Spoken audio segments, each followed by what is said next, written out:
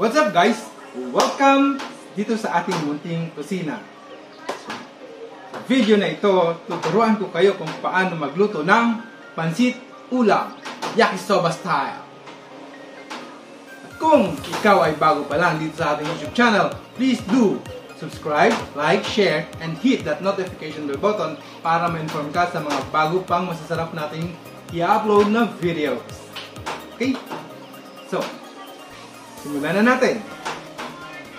Narito ang mga sangkap. Narito ang mga kakailanganin nating ingredients. Meron tayong bawang, sibuyas, celery, onion spring, pansit bihon, pansit lomi, sayote, Knorr seasoning, ang tayong tubig, magic sarap, paminta, toyo, cooking oil, at meron din tayong chicken balls and hot dog. Simulan na natin ang pagluluto. So, kakailanganin natin ng isang kawali. Buksan at lagyan ng oil. Konti lang. Ngayon, hintayin natin ito na uminit siya in medium heat. Kapag mainit na ang ating mantika, hinaan ang apoy. At ilagay ang bawang. Ngayon, sunod nating ilagay ay ang sibuyas. Ilagay na rin natin ang celery. Sunod na ilagay ay ang chicken balls and hot dog. Ngayon, haluin. Pwede na natin lakasan ang apoy. At haluin. Ngayon, ilalagay na natin ang sayote.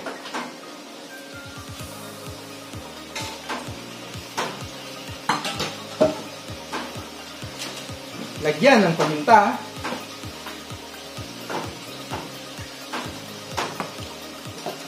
At lagyan na rin ng magic.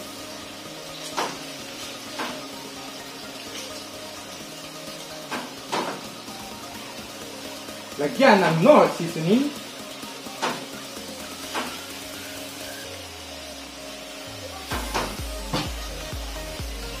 At haluin.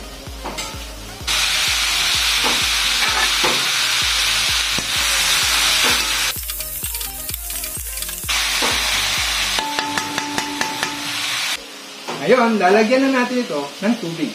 So, mga kalahati lang ito.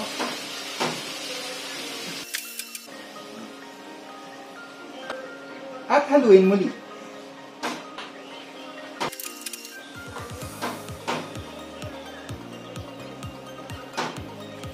Lagyan ng konting toyo.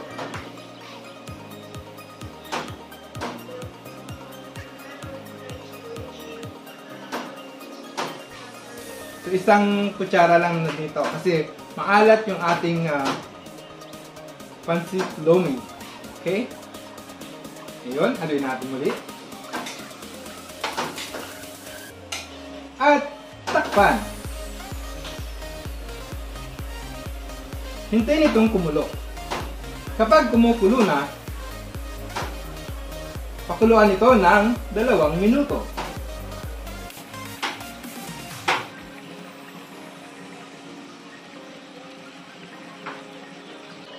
Makalipas ang 2 minuto, buksan.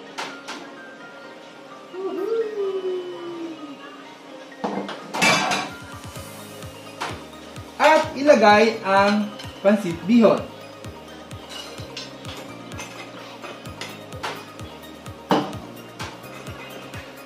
So, ilagay natin siya sa ilalim para maluto na siya. Okay, ilagay sa medium heat ang apoy.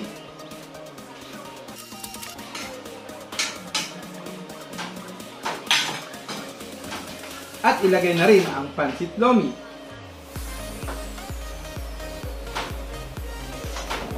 Tikman ang lasa ng sabaw.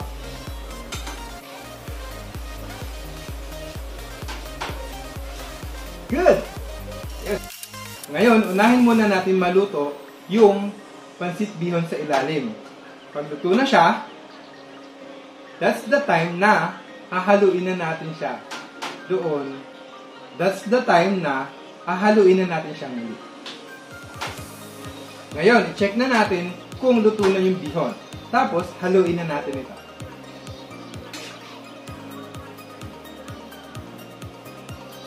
Okay, luto na. So, good. Haluin na natin. Tara. Yan, ito na siya, guys.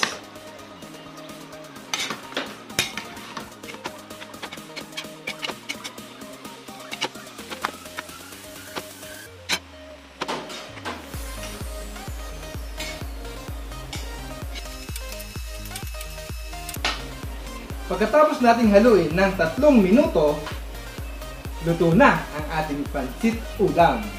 Yakisoba style. Ngayon, patayin na natin ang apoy. At kumuha ng lalagyan. Yan, salin na natin.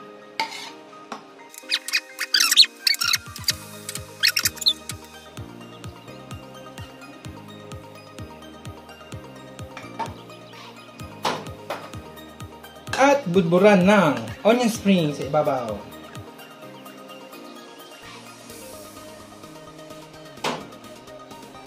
Mga kakusina, narito na ang ating pansit ulam. Enjoy!